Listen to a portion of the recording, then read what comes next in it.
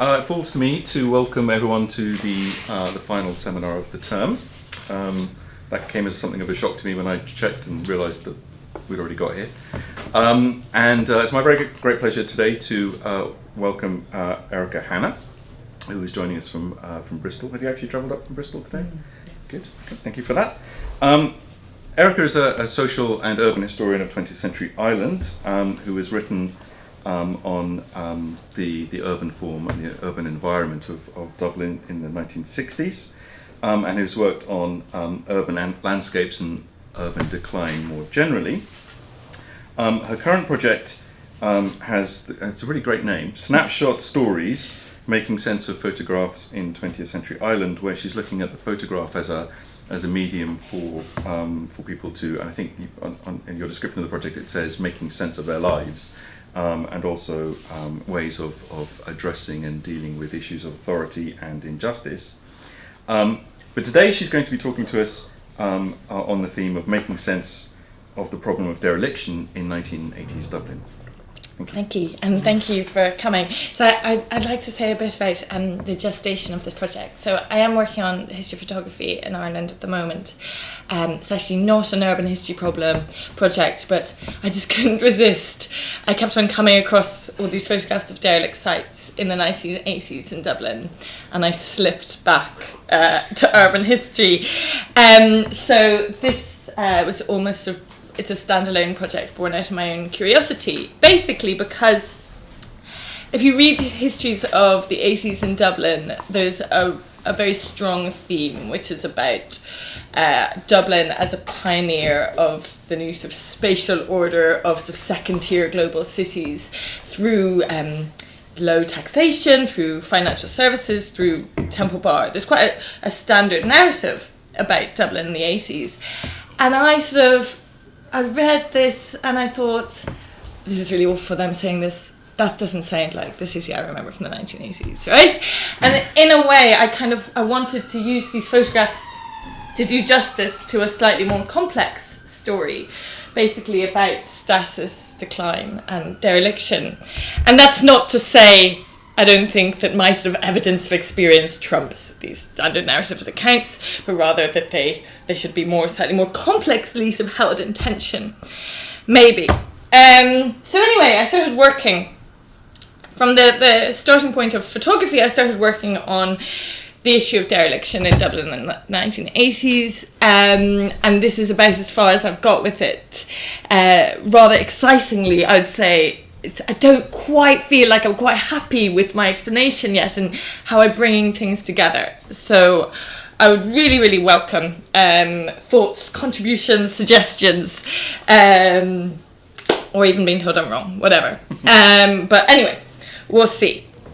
So, in 1980, Brian Trench reported on the former Alexandra College site on Earlsford Terrace, which had been standing vacant for 8 years since the school had sold its land and moved to the suburbs.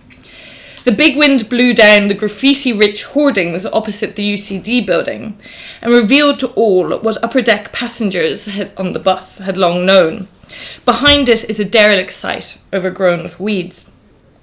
In place of the demolished Victorian building now stood a large tract of land covered in rubble, where the long grass had mixed with the overgrown ornamental plants of the former school site, which was testament to how long the land had lain fallow.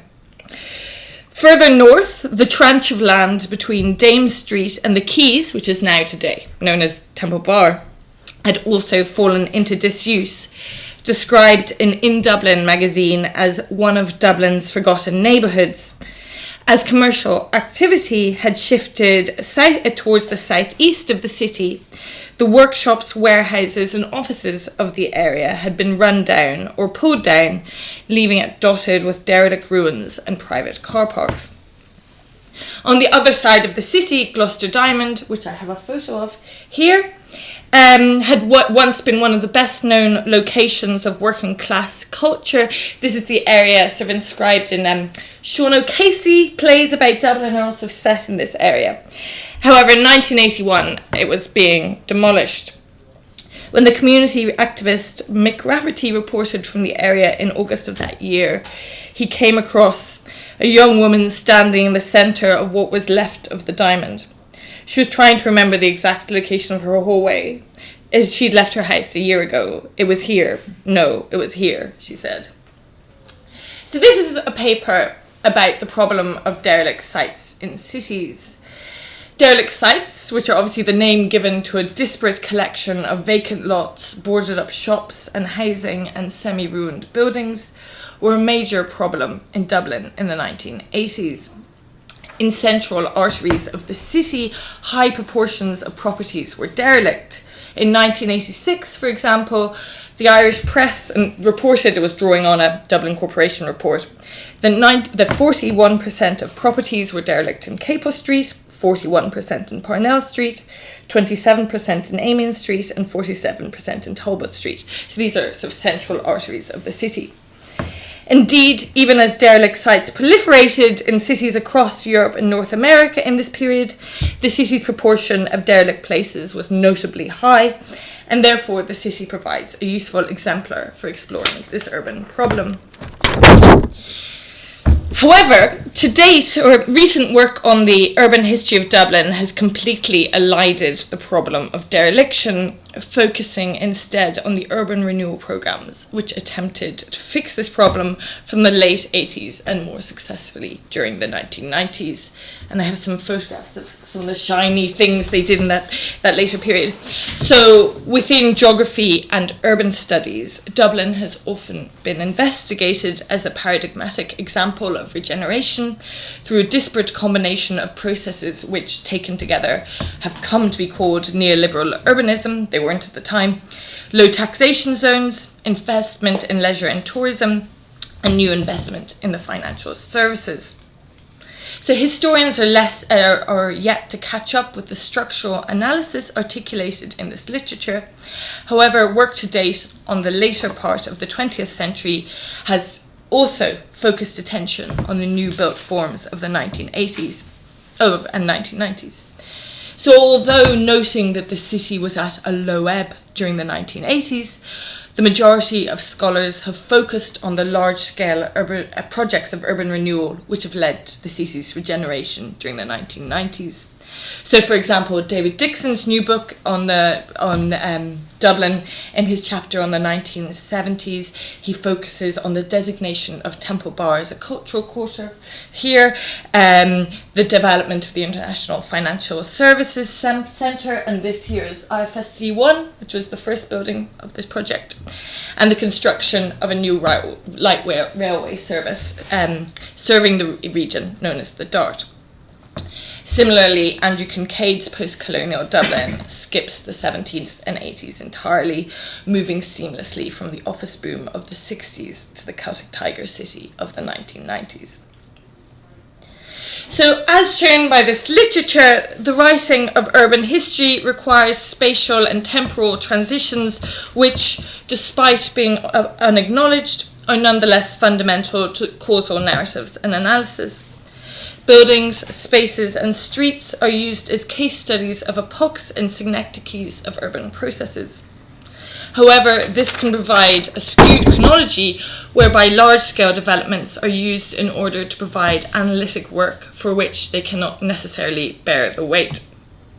In Dublin, case studies like Temple Bar, the IFSC and the Dart have been used as exemplars to write the urban history of the 80s. However, in a city of derelict spaces, boarded up shops, and fenced off former industrial sites, it is inappropriate to use these places as central anchors of this urban and hence social and economic narrative. Indeed, the payoff for these urban renewal schemes was not witnessed until long after the decade was concluded, and even then had only an incidental benefit for those who previously inhabited these sites. Contemporary observers, and in particular those from nearby streets, were hardly assured that these slowly shifting developments behind hoardings would result in the transformation of the city or Ireland's economy, while many nearby places were still derelict and would remain so throughout the 1990s and into the noughties. Indeed, the use of Temple Bar, the FSC, and the Dart as a triumvirate, which epitomised progressive urban policy during this period, can be read as an ideological project whereby the generation of archives and these limited spatial transformations have been co-opted into a narrative about the valorisation and validation of the Celtic Tiger. So this paper attempts to address this balance by seeking derelict sites in corporation sources, newspaper reports and photographs in Dublin between the 1970s and 1990s.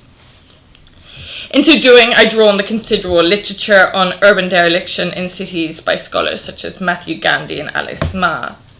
In general, however, I think the focus of this literature has tended to be on dereliction as derelict sites as places of memory and loss and the aesthetics of ruination. And while, of course, this is an aspect of this story, I think it sort of shifts the interpretive logic around derelict sites away from people who inhabited those spaces to people who gaze on them. And so it's not an approach I want to take. So my approach is a bit more practical and in exploring instead the extent and use of derelict sites. And indeed, my contention is quite straightforward, that although generally unreported in council minutes and planning documents, derelict sites do have a history with a bit of digging we can apprehend. They were not merely the undeveloped parts of the city waiting to be modernised. Indeed, the proliferation of dereliction was a direct product of spatial reform and the operation of the market in Dublin. As such, their landscape, uses and inhabitants were as much a part of the new Dublin which emerged in the 80s and 90s as the tourist and financial landscapes which we tend to write about. Moreover, derelict sites not so much represent or epitomise failure in a way they've often been talked about, as actually create new landscapes and new environments and create new experiences of the city. Indeed, it's my contention that to reorientate our perspective towards the city's many derelict sites provides a companion narrative to standard accounts of Dublin's urban renewal and can suggest a more useful reading of urban experience. Indeed, exploring the meaning of derelict sites does some important analytic work, interrogating the logics of modernisation implicit to teleologies of urban history, the urban history of Dublin in this period, to reveal dereliction as a crucial aspect of later 20th century urban experience. So anyway, that's the argument. In order to explore these themes, first of all, I'm going to look at the causes of dereliction in Dublin in the 80s before briefly assessing how dereliction was mapped and recorded. And then I'm going to go on and look at some ways in which derelict places were used by the city's inhabitants. So, in 1978, well, just to move on, right, second year geography students at UCD surveyed derelict land in the city of Dublin. I imagine they expected this project would have disappeared into the midst of time, but no. And they talk about derelict sites in the way that they're not all the same, that they differ throughout the city, and actually the different types of derelict sites we get tells us something about their different causes. So, and we can sort of see this in this map here. The largest derelict sites tend to occur in the north side of the city and are an indicator of the progression of recent redevelopment plans being put into operation in that area. Medium and small-sized derelict sites tend to cluster on the south side. The map shows a marked absence in the CBD, except for sites which are used as car parks or in public ownership. Further away from the city centre, vacant sites tend to remain derelict for longer, and the majority serve no purpose whatsoever, apart from dumping grounds or as advantageous recreational sites. And we sort of see that in this map here. This is actually a later map from 85. You can see that there's a concentration on the north of the city, and then smaller sites more dispersed across the south. And for those of you who don't know Dublin, the south inner city is much more prosperous than the north inner city. So As suggested in this report, Dublin's buildings became derelict for a series of overlapping factors relating to economic shifts, population changes, and the restructuring of urban space, while the size, location, and length of time a site was vacant can tell us something about its reasons for creation. So, and this is sort of obvious 20th century urban history, but since the foundation of the state, an overwhelmingly centripetal housing policy had moved the inner city population out of central Dublin to new estates on the city's peripheries. A trend that saw the population of Dublin half between 1931 and 1961, and then half again between 1961 and 1991. So it goes from about 300,000, we're talking about the population within the canals, the inner city, about 300,000 in 1931 to 76,000 in 1991. This gradual shift as suburbanisation was taking place was accelerated by the collapse. Oh, it's gone. Where's it gone? Sorry. Oh, here. Okay, we're back. Oh, okay. There, here. This gradual shift of suburbanisation was accelerated by the collapse of two houses in June of 1963. There, that's one of them, in Fenian Street, killing 4. This led to a panic about the structural solidity of Dublin's 18th and 19th century built environment, and in the immediate sort of 18 months after June 1963, 10,000 people were evicted from the city centre, and 1,200 18th and 19th century houses were demolished in the inner city. So really we have a gradual evolution with this crisis moment in the 1980s. From the 1960s, which is when we start getting large tracts of dereliction in the inner city.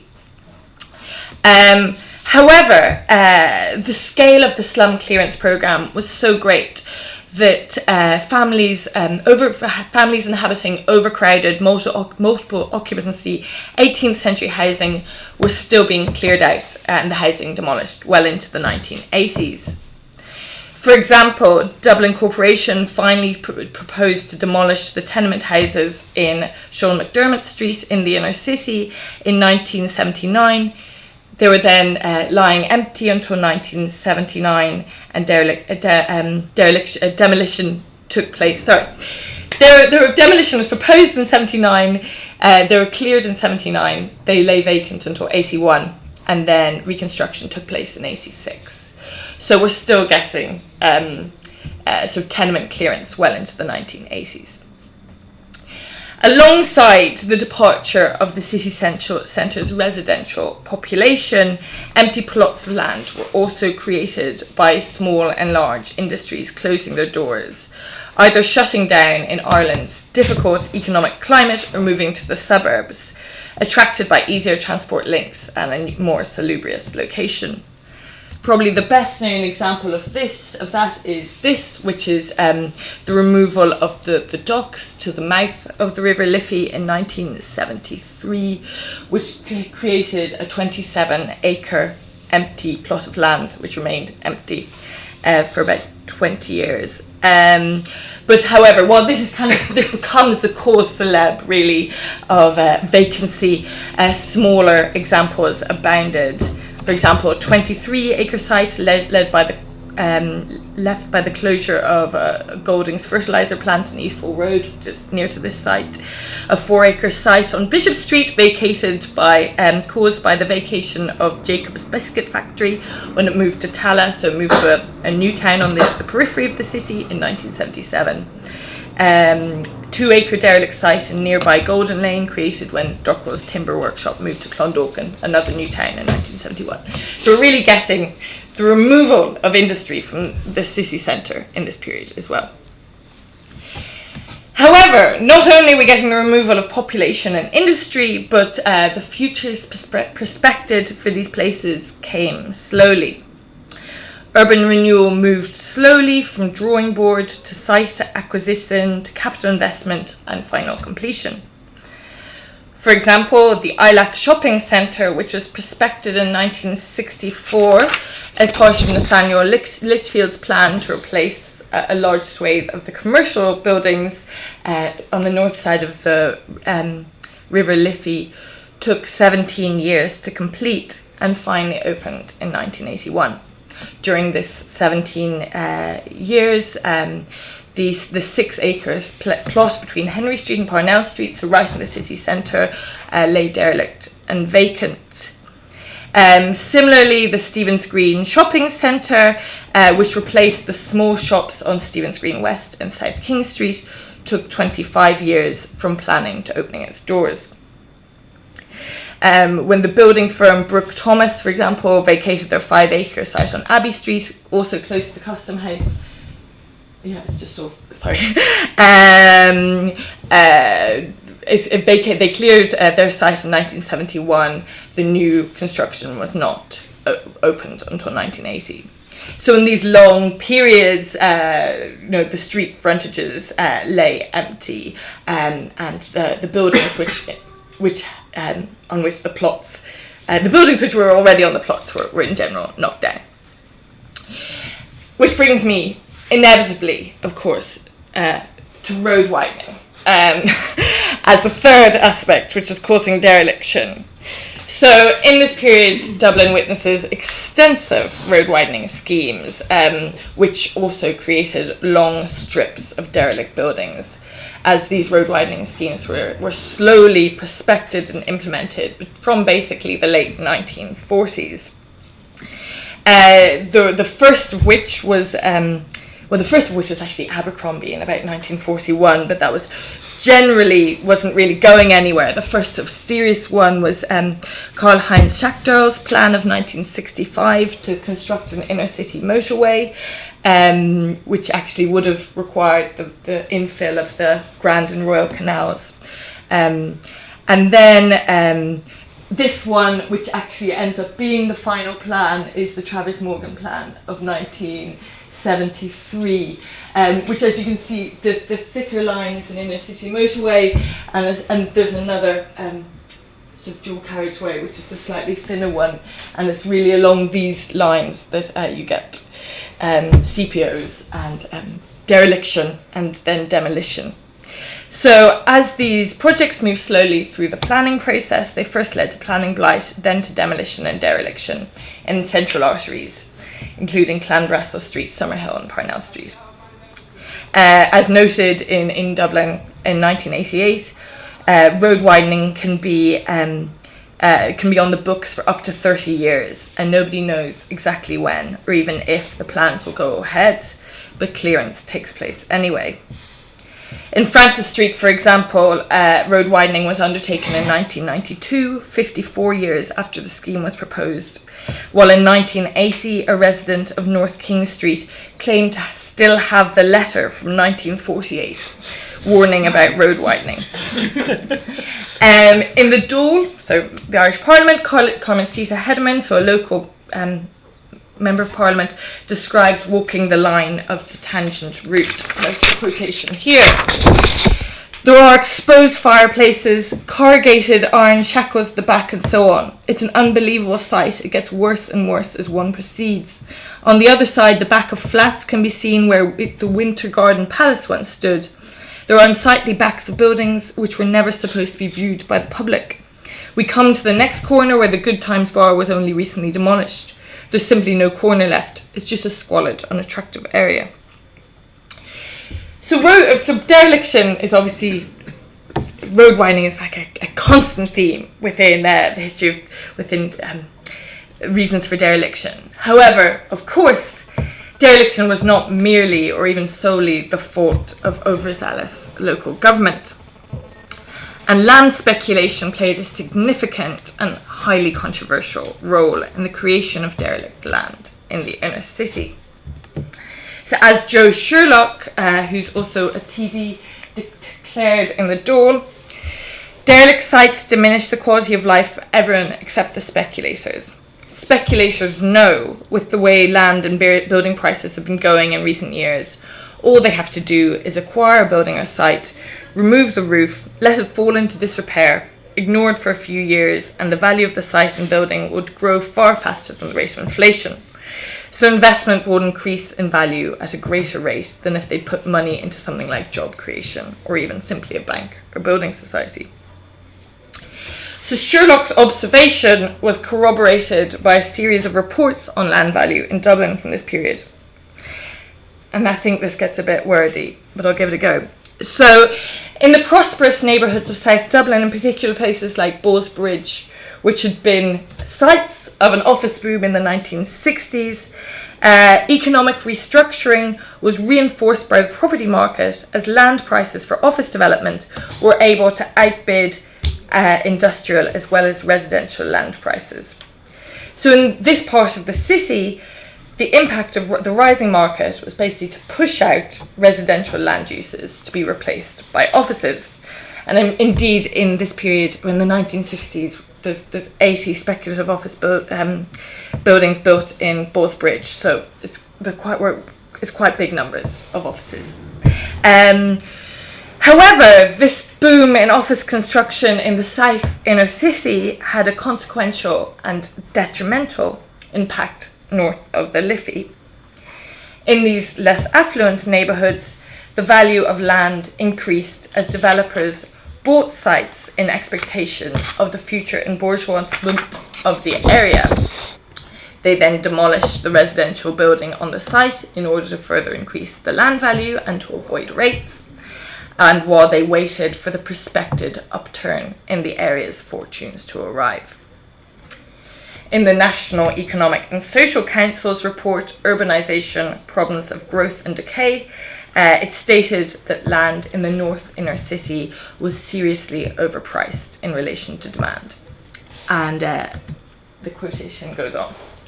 The problem of high land value in areas of low demand is part attributable to the fact that land retains a presumptive right to its previous use, or that there is an expectation that planning permission will be forthcoming for higher land use, And this, of course, was compounded by low holding costs in expectation of planning permission, which basically allowed developers to hold on to land they were doing nothing with in anticipation of large capital gains in future. While also planning policies emanating from local government, which favoured large-scale developments, acted to slow small-scale investment in the city. So in these slow market conditions, and Dublin in the 1980s is certainly a slow market, using these sites as basically private car parks, supplemented by things like advertising hoardings, generated enough income for the developer to cover servicing loans and overheads while they waited for land to increase in value. So as stated in the Inner City Draft Review of 1986, the possibility of having this use encourages the demolition of buildings which might otherwise have interim uses. This meant in places in the north inner city like Mountjoy Square, Gardiner Street, sites were acquired, buildings were demolished to enable owners to avoid paying rates, and left to lie fallow for long periods in anticipation of shifts in the property market, which in this period at least did not come. So really, what this survey demonstrates is that there's basically a confluence of quite disparate factors which lead to the dereliction of Dublin's inner city in the 1980s, involving the state, private investors, and obviously the buildings themselves doing what buildings do when left empty for prolonged periods of time, and corroding. It's notable, however, that dereliction is one of the factors which is used in the selection of designated areas as part of the Urban Renewal Act of 1986, which I'll get on to, which provides capital allowances, rates for emission, rent allowances, things like that, to stimulate the private sector.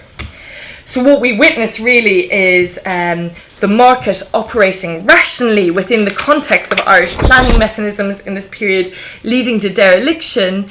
However, then this dereliction being used as a validation for increasing market stimulus from the late 1980s. So I just want to go on and talk a bit about where derelict sites are found in urban history. So for a long time, these derelict places, which were proliferating on the streets of Dublin, tended to be invisible in the techniques which planners were using to make sense of the city.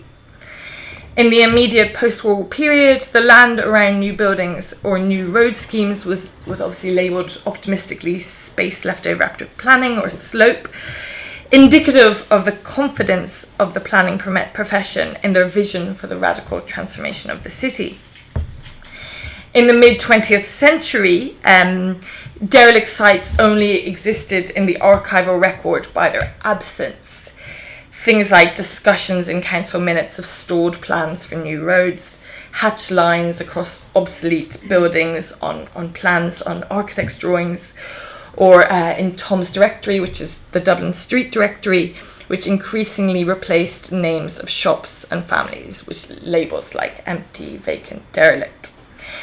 Trust me, I've spent a lot of time trying to work this out. I wish there was better surveys.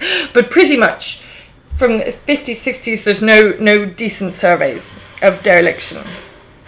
However, into the 1970s, the increasingly visible increase in derelict spaces on the streets of the city led to a new emphasis on developing tools to measure the extent of empty land, borrowing concerns and techniques from planners across Europe. So, actually, let's go on and show you this. So this is a derelict land survey done in 1983, for example. In Dublin Corporation's survey of land use conducted in 1974, it estimated that 1.7% of land in the inner city could be classified under the category of derelict or vacant. It sounds quite small. However, this figure was continually contested and revised upward. There's things like a lot of buildings were inhabited on the ground floor and then vacant above, so it's actually very difficult to categorise vacant land or derelict land.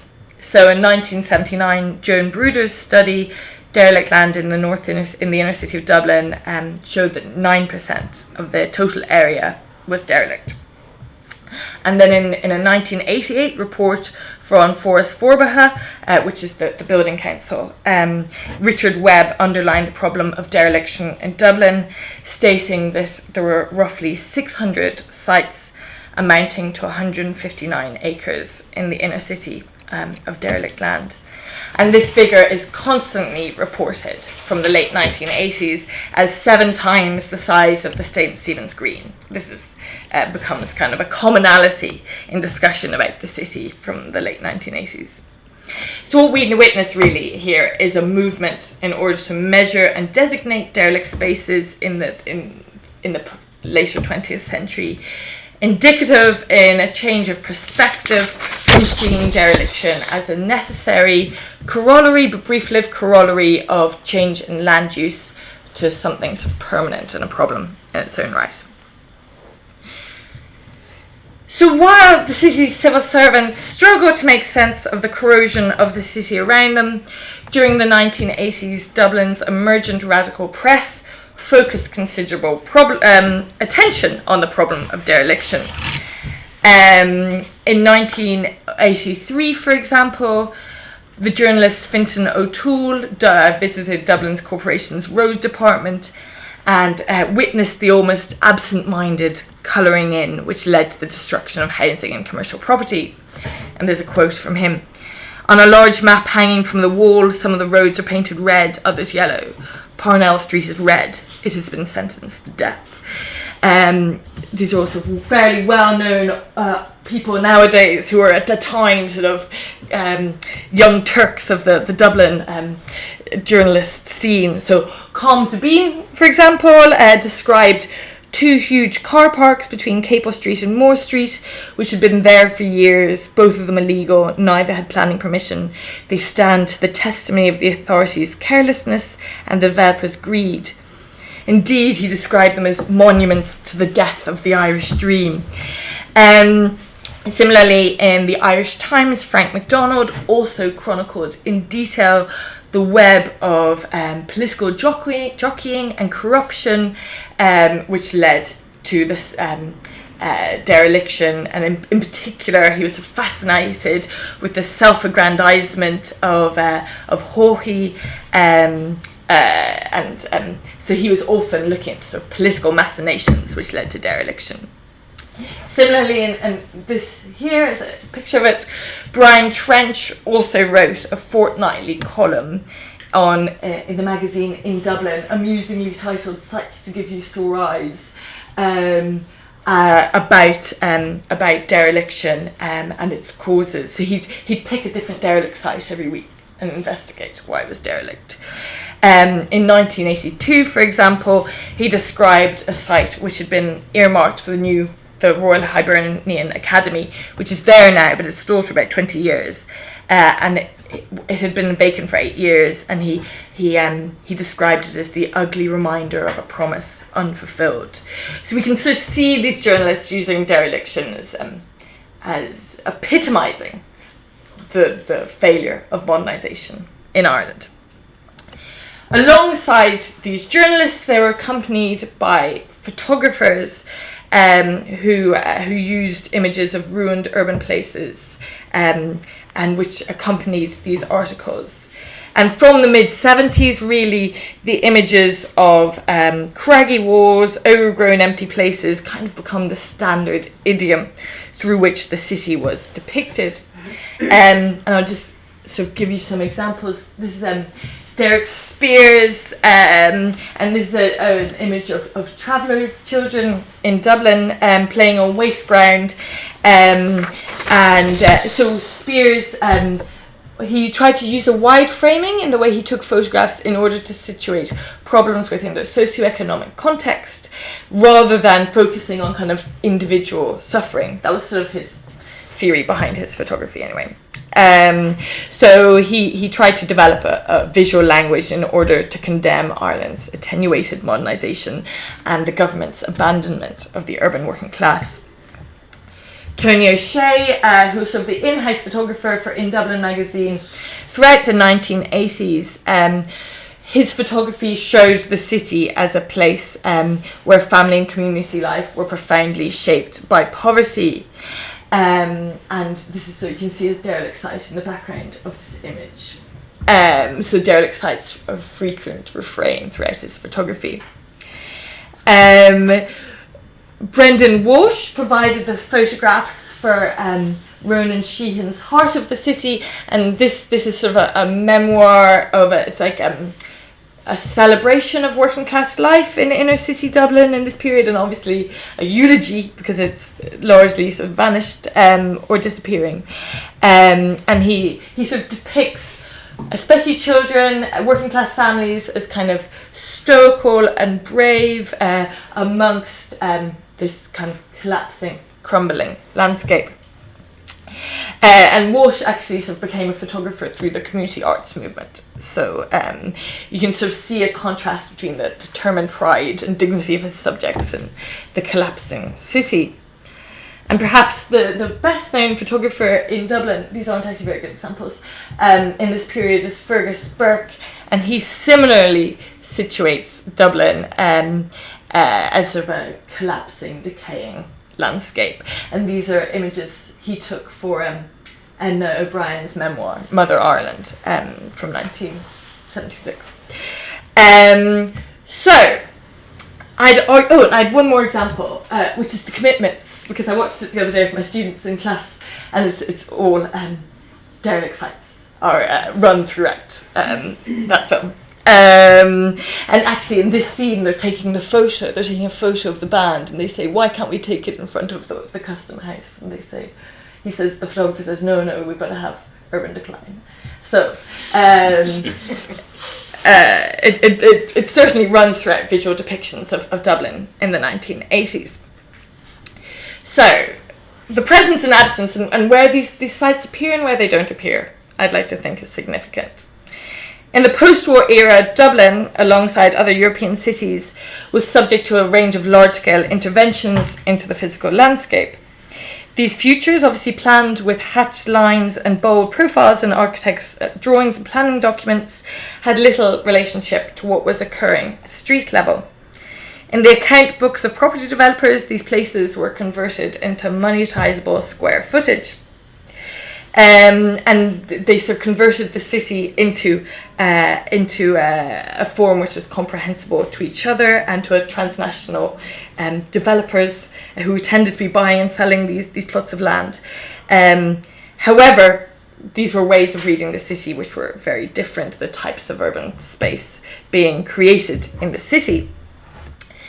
In contrast, journalists also read these sites as materialising the failings of politics and planning. And in these accounts of the city, people like Fintan O'Toole come to being, it's interesting the way they use derelict sites to symbolise something. They often symbolise mismanagement, technocratic heavy-handedness, corruption. And obviously while this account has much to offer and a considerable degree of truth, it inevitably takes the gaze off the specificity of the site and into boardrooms and council chambers. And really that's what their interest is in. It's in the political machinations of local government and property developers. And they're sort of pursuing these grand causal processes behind derelict sites. However, in this of streets, what you don't really get is any sense of street level experiences of derelict places, which luckily I'm going to turn to next. So, dereliction created new streetscapes and new modes of being in the city, even if they were left empty or put to a range of perfunctory uses. So really the most common is that many empty spaces across the city were tarmacked, fenced and used as illegal car parks. And it tended to be that you'd pay £1 to like a homeless person to look after your car in these sites. They were sort of ambivalent, fairly ambivalent whether these car parks were legal or not. However, many also lay fallow, and I've got some images of some empty derelict sites here, and became increasingly overgrown. And this is the Urban Folklore Project, which I don't have time to discuss today, but it runs from the end of the 1970s to the 1980s and amasses a set of photographs of the inner city, which depicts the city sort of vacant and increasingly sort of empty or ghostly or falling apart. What we have here, for example, is I don't know if you can see it, that's a lintel of a door where a house once stood in the Liberties. Here's the canal at Sheriff Street, which is disused in this period, and the Brook Dairy, which is boarded up, awaiting demolition. So we get a sense that a lot of these places are just standing empty. However, even while lying empty, I've got one more, this is Clanbrassil Street, which is a road at Widening Street, and you can sort of see that's an empty property, that's a boarded up house, so we can see a range of derelict places. So even while lying empty and seemingly unused, derelict sites were ambivalent spaces in the heart of the city, which shaped the lives of those living near them overwhelmingly in negative ways. After dark, these unlit spaces were perceived to be sites of risk in the city. The Senator David Norris complained that the illegal car park near his home on North Great Georgia Street was a major collecting point for rubbish during the day and used as a public lavatory late at night. When Fintan O'Toole walked the route of the inner tangent and interviewed local residents about their knowledge of the plans for the local neighbourhood and their feelings on the proliferating planning blight, he found a mix of ignorance, cynicism and grief about the future of the neighbourhood.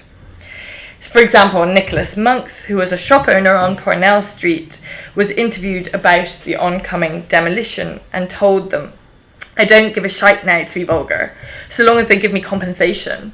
Who'd want to stay in this place? The corporation are mad. Not the councillors, but from the city manager. From him down, they're all mad." Indeed, his apparently derogatory attitudes to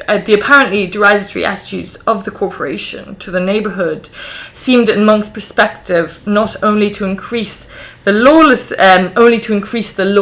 of the local area, and in particular the lawlessness of the local children.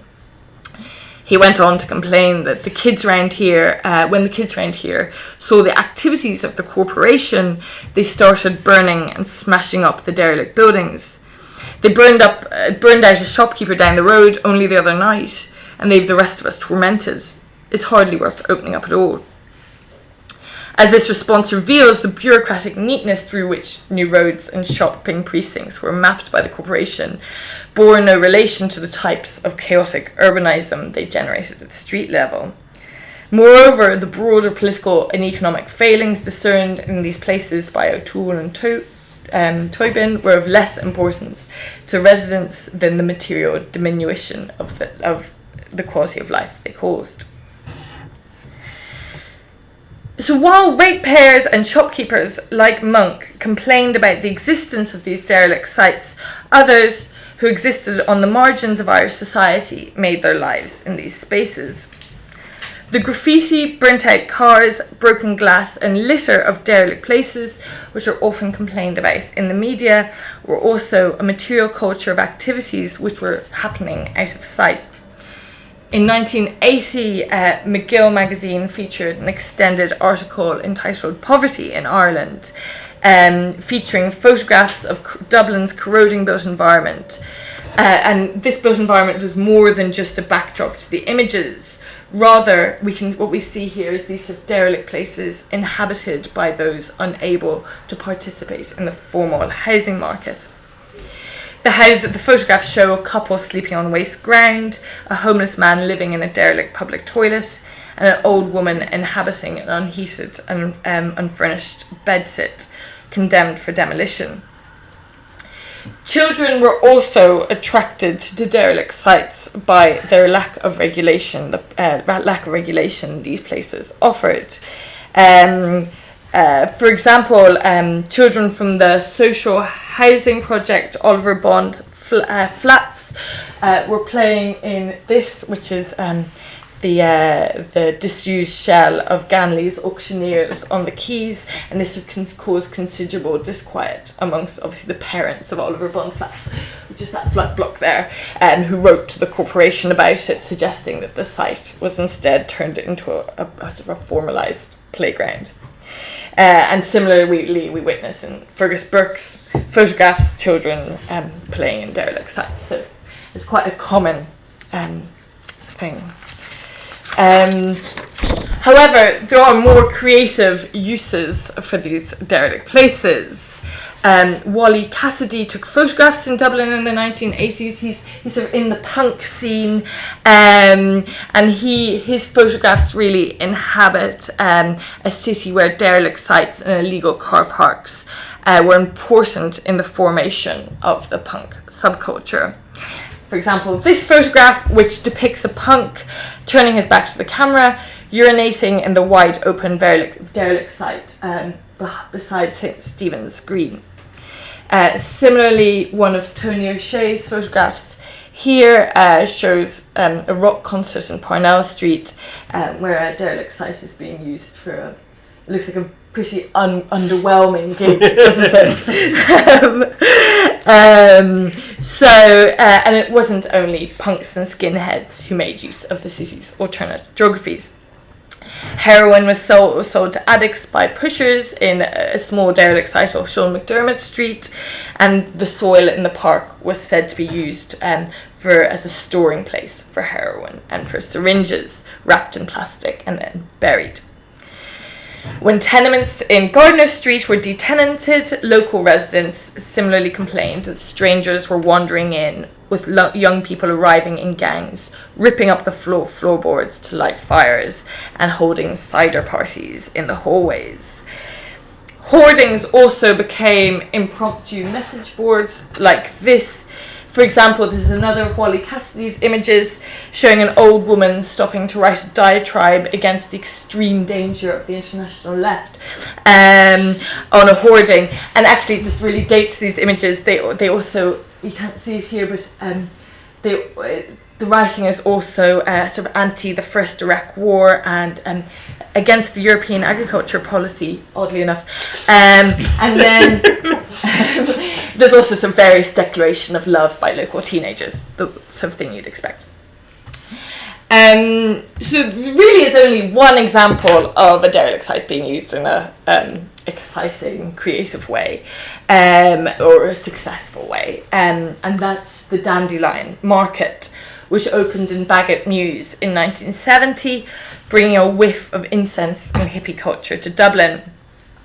Its first stall holders sold things like leather jackets, tie-dyed t-shirts, chunky rings, chunky jewellery, pottery, Indian clothes, things like that, to traders, to the general public. So basically, I don't know if you know Dublin, this is where the Stephen's Green shopping centre is now. And Monday to Friday it was used as a car park, and then at the weekends it was, as this image, it was used as a market. It's also interesting that in a period of where you can't access contraception in Ireland, stalls were also in the site dispensing contraceptive advice. And famously, U2 also play one of its first gigs here. This is like the Stone Roses' first gig in Manchester, right? U2's first gig in the Dandelion Market. Sort of a classic example of sort of Dublin subculture. However, it doesn't last that well, it lasts about 10 years. First of all, stall holders were charged with obstructing traffic in its first site, and that's when it moves to this site a year later. So it moves here in 1971. And then, so there's a bottling plant on this site. The Taylor Cleath bottling plant in Stephen's Green moves out of this site in 1971, and it's occupied by the Dandelion Market. However, 10 years later, Lambert Jones Limited, so property development, a building firm, bought the property in 1981 and required vacant possession to complete the sale. So the Dandelion Market was kicked out. There's now a sort of dispiriting, very glitzy pub called the Dandelion in the basement of the Stephen's Green shopping centre as a sort of miserable memorial. So the greenhouse, which eventually replaced this collection of stores and markets, wasn't completed until 1988. So the site again returned to being empty. So just to quickly conclude, so for a long time, there was no effort whatsoever made to deal with the problem and the problems caused by dereliction. The 1960s were a period of interventionist, expert-led end-state planning, and there was a bit generalised presumption that these spaces were a temporary byproduct of a process of modernisation, and this would ultimately be solved by urban renewal.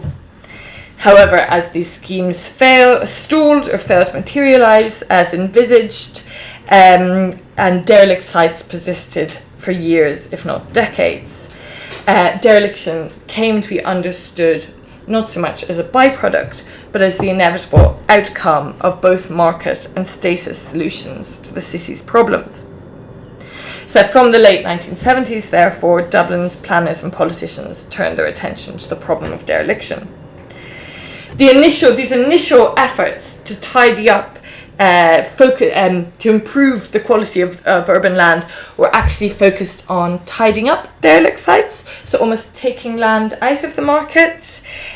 Things like getting unemployed people to plant trees, to tidy them, small parks, this sort of thing.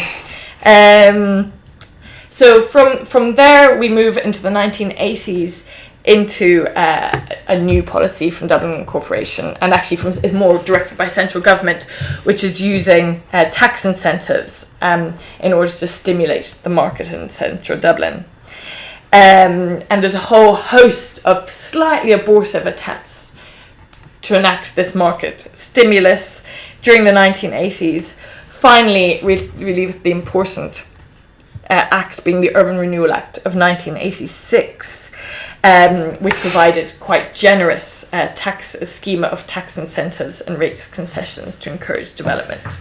And it's really, and I have a map. So these are the designated areas established in the Urban Renewal Act of 1986. And this one becomes the IFSC, and this one becomes Temple Bar. These two are less successful. So obviously from the early 1990s, we see transformation in the built environment in these areas stimulated by this act. So while these success stories have come to epitomise the triumphalist narrative of Irish modernisation in the 20th century, they were, if anything, the exception to the rule as regards urban renewal. In 1988, there was no plan whatsoever to develop 58% of all derelict land in the inner city, which was 92 acres in total. Moreover, 90% of the city's derelict land was outside the designated incentive areas. So in other words, the prospect of it being used in any constructive way for a long period was negligible. Many of the derelict sites with which this paper has been concerned were still in existence 50 or so years after their creation, and in fact most of them persisted into the 90s and noughties throughout the boom period of the Celtic Tiger. Most of the derelict sites I've talked about today actually even still exist now, and that's because once again the building boom of the Celtic Tiger took place in the suburbs and at the mouth of the quays, and especially the north inner city was still incredibly unattractive to developers. So this in many ways is a paper without a conclusion, because these derelict sites still exist now, and this really is significant. So in time, the Celtic Tiger blasted apart the narratives which had characterised debate about the city in the 80s and replaced them with a new hysteria regarding the seemingly endless easy money to be made on land. In line with this trend, In Dublin, the magazine, which had done much to keep the problem of dereliction on the agenda during the 1980s, transformed itself into a glossy lifestyle magazine reviewing the city's proliferating bars and restaurants in about 1991, and the political critiques of municipal mismanagement disappeared from its pages, sadly. The fact that actually there was no speculators interested in building in much of the inner city, and that the problems of value, potential value continued, were of little interest in this context. Indeed, the simple point of recognising the continuities of dereliction in the city, with many derelict places still dating from the 1960s to the present day, I suppose calls into question how we pick our narratives when we write urban history.